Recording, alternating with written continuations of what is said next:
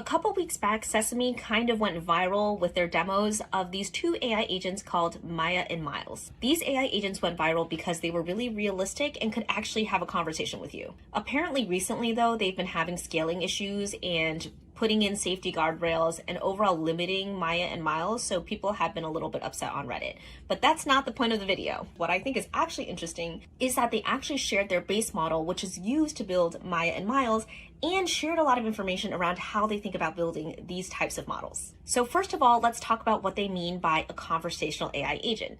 They specifically call out this idea of voice presence that basically makes you feel like the conversation you're having with someone is actually genuine. Some key components of that they listed are emotional intelligence, conversational dynamics, like the pauses or interruptions that might happen in natural conversation. Third is contextual awareness around adjusting the tone and style of how you're talking based on the context of the conversation. And fourth is having a consistent personality so that when you talk to someone, they represent a coherent type of person. So that's a really interesting way of thinking about what it even means to have a conversation with an AI that feels a little bit more human. The second thing I wanted to talk about is this ability to access their base models, which actually power Maya and Miles. This base model is actually available on GitHub under the Apache 2.0 license. And you can try it out on Hugging Face. In fact, in this demo, you can actually record your voice and have it code it for you in this conversation that it's creating. I tried this out with me speaking in like a really high-pitched voice because I did not want them to have my actual voice, and it actually worked really well and was really easy to use.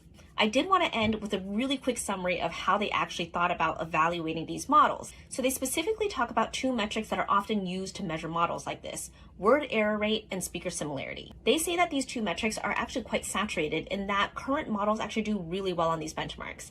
So how do you actually measure the improvement of a model then? They introduced two new benchmarks to measure something different. First is homograph accuracy. Here they essentially measure whether or not the audio actually pronounces a word that's spelled the same differently. For example, lead as in like the metal versus lead, both of which are spelled the same but are actually pronounced differently. The second measure was pronunciation consistency, where the person talking should actually say the same word with the same accent and not actually deviate from that. So during my day job, I actually work with generative AI audio, and these two traits are actually known issues of AI audio models. I'm Diana, and I break down text, terms, and AI without the hype. Follow for more.